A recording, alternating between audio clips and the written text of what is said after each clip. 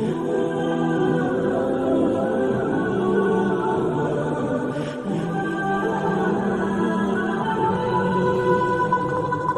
اللہ الرحمن الرحیم۔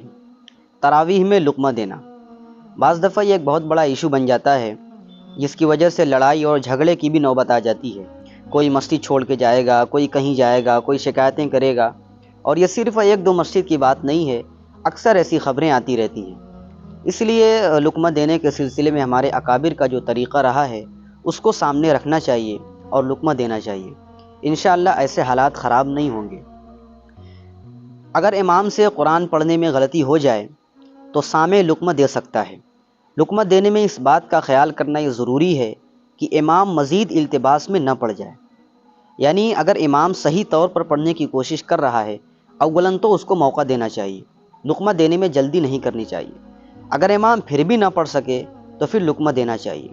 لقمہ دینا یعنی مقتدیوں کے لیے لقمہ دینے کی اجازت یہ ضرورتاً ہے، ورنہ مقتدی کا تلاوت کرنا یہ خلاف وضع ہے۔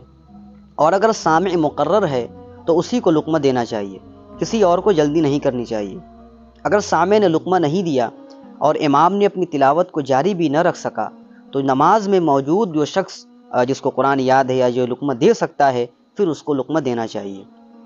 اگر امام سے غلطی ہو گئی اور سامع نے اس غلطی کو نہیں بتایا اور امام نے اپنی تلاوت کو جاری رکھے ہوئے ہے، لیکن اس غلطی کی وجہ سے معنی کے اندر کوئی ایسا فساد نہیں آیا جس سے نماز فاسد ہو جاتی ہے، تو اگلی رکعت میں یا بعد کی کسی رکعت میں اس آیت کی تصحیح کر کے اس کو دہرا لے۔ تراویح میں ضرورتاً اس کی بھی گنجائش موجود ہے۔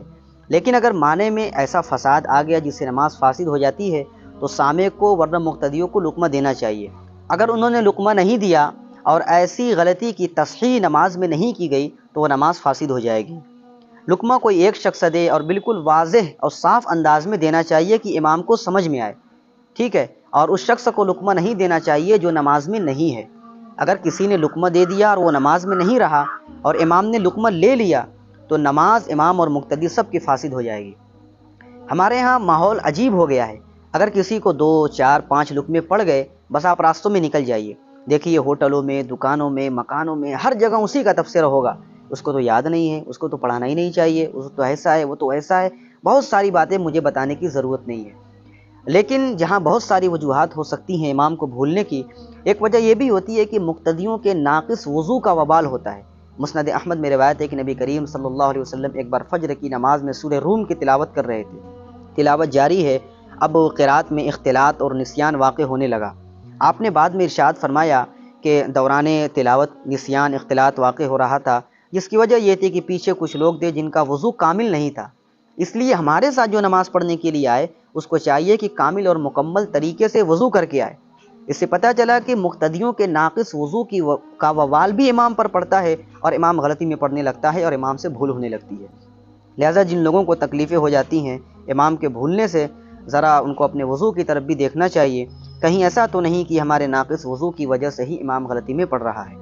بہرحال لقمہ دینے میں احتیاط کی ضرورت ہے، بلکہ اعتدال کے راستے کو اختیار کرنا چاہیے، اصلاح کی نیت ہونی چاہیے، کسی کو پریشان کرنے کی نیت ہرگز نہیں ہونی چاہیے، بلکہ اکابر کا جو طریقہ رہا ہے اس طریقے کے مطابق عمل کرنے کی ضرورت ہے۔